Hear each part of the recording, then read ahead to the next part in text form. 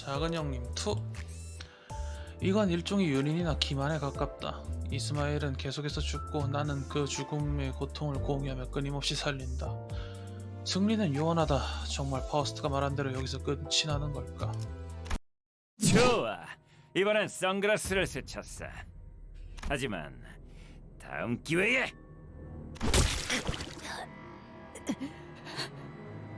내가 얼마나 많은 파도를 넘어왔는데 목숨만 무한정이면 어디까지라도. 안개는 더욱이 자욱하게. 미래와 희망 그리고 승산 따위의 흐릿한 것들도 자욱한 안개 속에 빨려 들어간다. 시야도 의식도 그것들을 따라 점점 흐릿해져 간다. 우리는 이스마엘이 마침내 포기하고 그가 이 놀이에 마침내 염증을 느끼게 될 때까지 내 머리마저 부셔뜨리게 될 때만을 기다려야 하는가.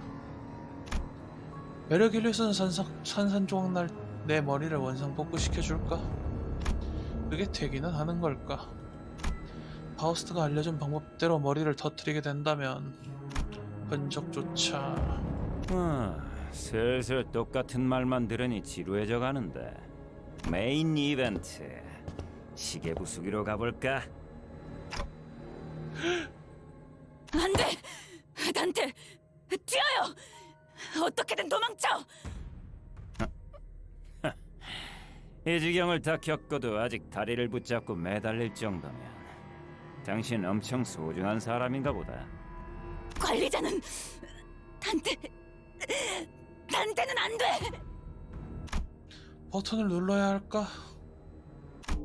어쩌면 내 마지막이 될 물음을 스스로에게 던지고 있을 그때 대답이라고 느껴지는 어떤 소리가 멀리서 들려왔다. 이 소리는 그건데 한 치 앞도 보이지 않는 안개 속에서 그 소리만은 뚜렷했다. 그건 조각배였다. 우리가 타고 왔던 배보다도 훨씬 작고 초라한 큰 작살만이 덩그러니 걸려있는 작은 족배와 그 안에 홀로 앉아있는 자가 안개 너머에서 조금씩 가까워지고 있다. 왜?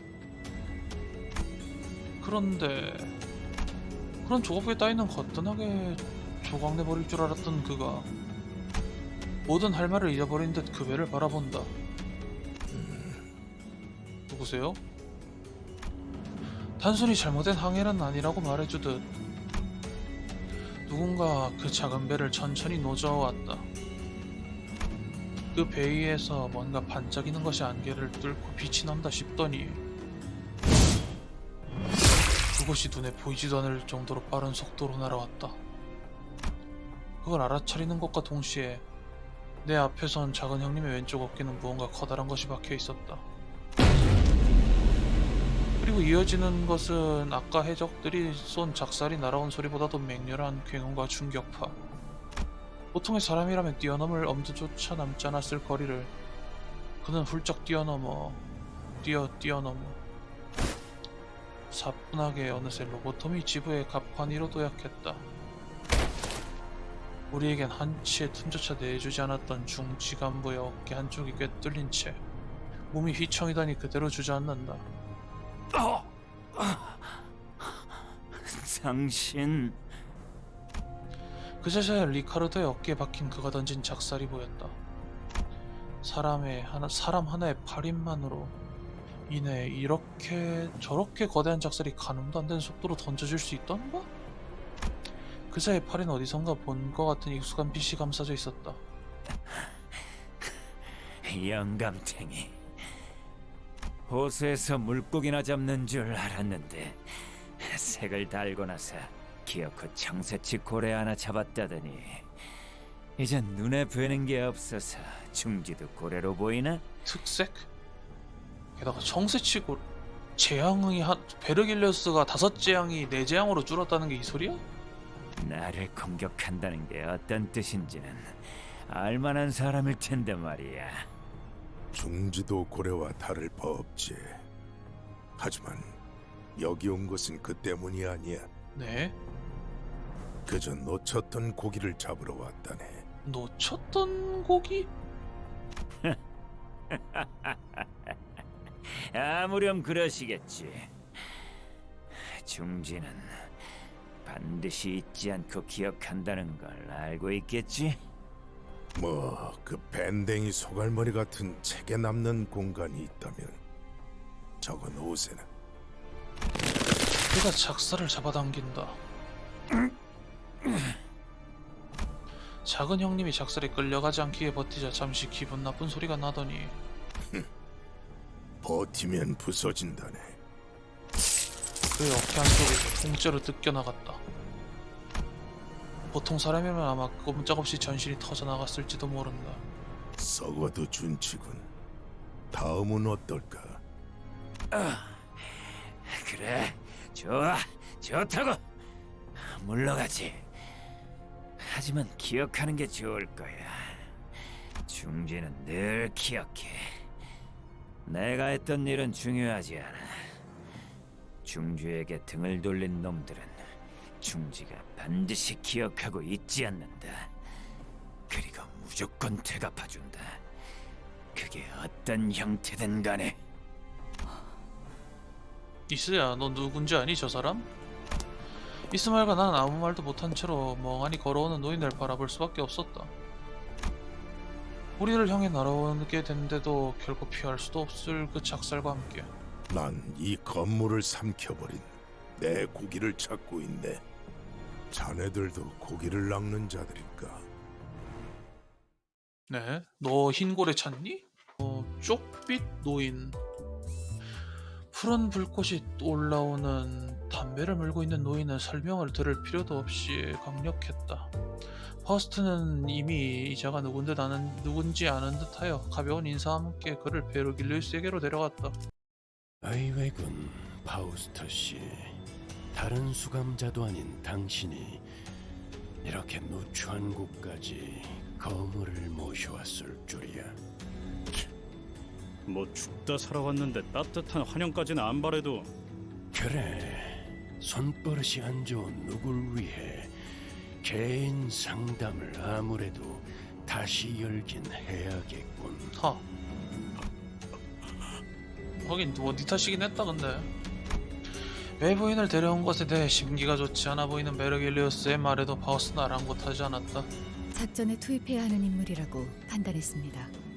이유는 나는 그 창백한 고래를 잡을 수 있는 유일한 자일 테니까. 그럴 테지. 쪽빛 노인. 쪽빛. 쪽빛 특색이라는 말씀이요? 내가 지금 특색 2명과 한 공간에 있다는 말인가? 호수 어딘가에서 고래들을 잡으러 떠돈다고 들었지. 마지막으로 들려오는 소문에 따르면 오재앙 중 하나인 모든 것을 꿰뚫는 청새치 고래를 낚았다 하더군. 긍정도 부정도 아닌 헛기침에 불과했지만 그것 또한 노인만의 대답이라는 걸 모두가 느낄 수 있었다. 정황상 황금가지는 호수를 표류하는 고래에게 먹혔습니다. 외곽에서만 보였다던 오재앙 중 하나인 그 창백한 고래입니다.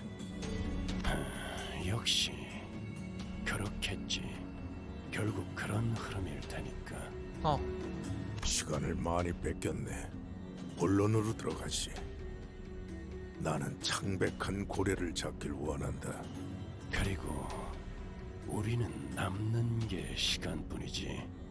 또한 저희는 그 고래가 어디로 향할지 알고 있습니다. 알고 있다고? 당신은 그 고래를 잡기 위해 오랫동안 관찰하고 기회를 엿보며 나름의 방법을 터득한 분일 테죠. 이건 어때요? 원한다면 믿기든 뭐든 되어드리죠. 그 방법은 뭘 말하니? 이스마일이 낮은 목소리로 말을 내뱉자 모두가 입을 다물었다. 미쳤군. 아까 혼자서 제일 많이 처맞고 나더니 아예 단단히 돌아버렸어.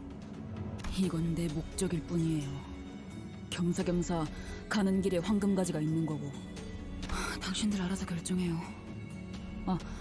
관리자님의 결정이 제일 중요하겠죠. 아무튼 이 회사나 저나 목적을 달성하려는 방법을 모색할 뿐이에요. 그리고 딱히 이렇다 할 방법도 없잖아요. 안 그래요? 허. 나는 반대야. 저걸 정상적인 생각이라고 들어주는 것부터가 잘못됐어.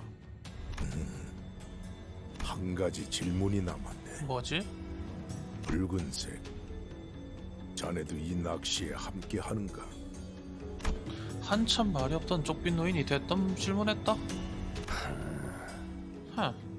물밑에 사는 비린 것들을 사냥하는 취미나 조이에는 없기도 하지만 그런 문제보다 우선되는 게 있어서 말이야.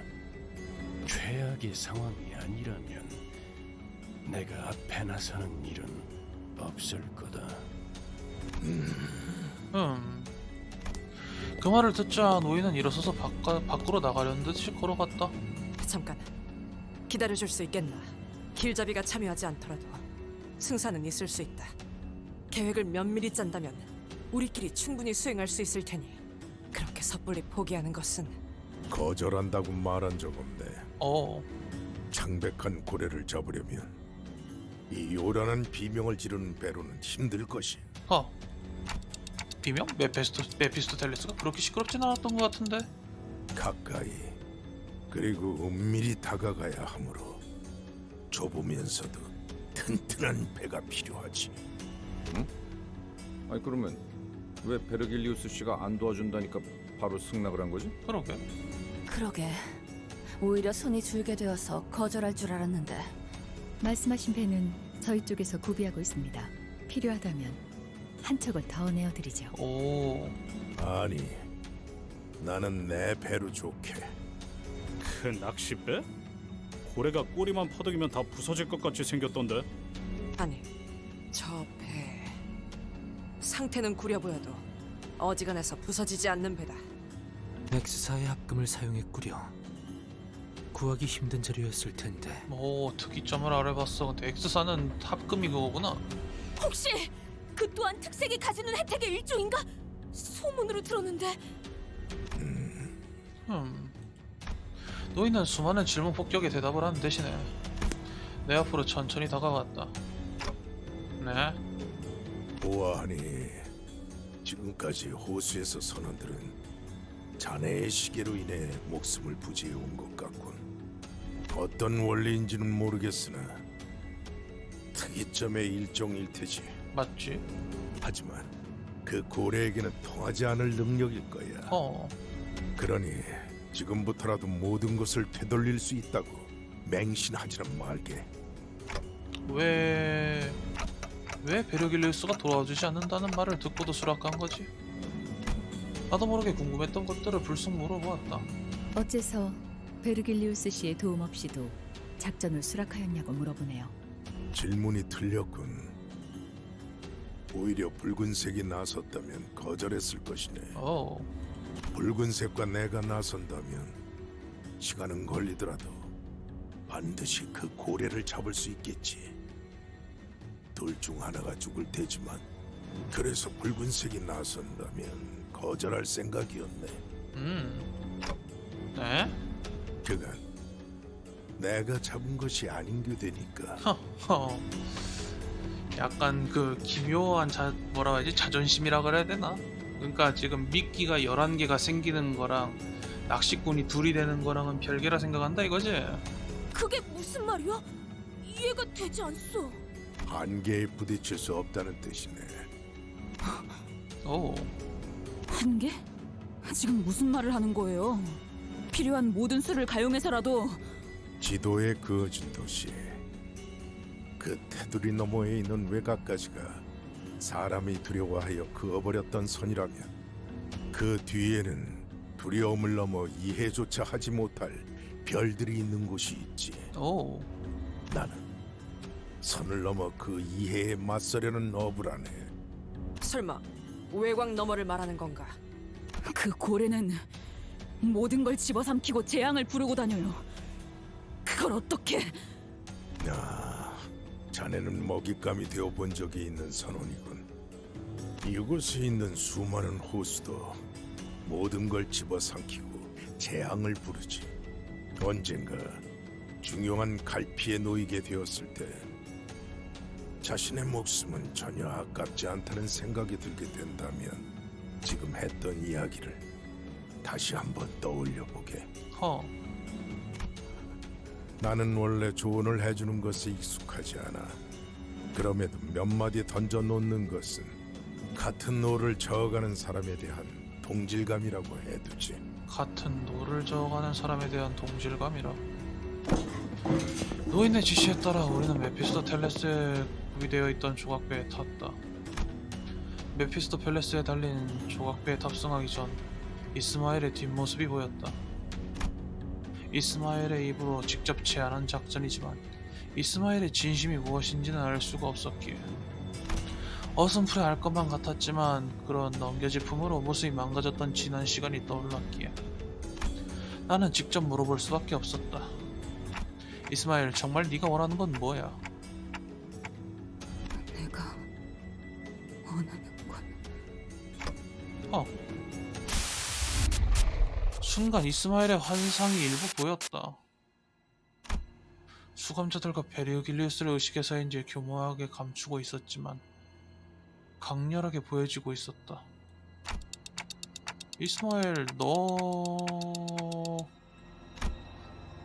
이스마엘은 시체의 조각을 건져 올리고 있었다.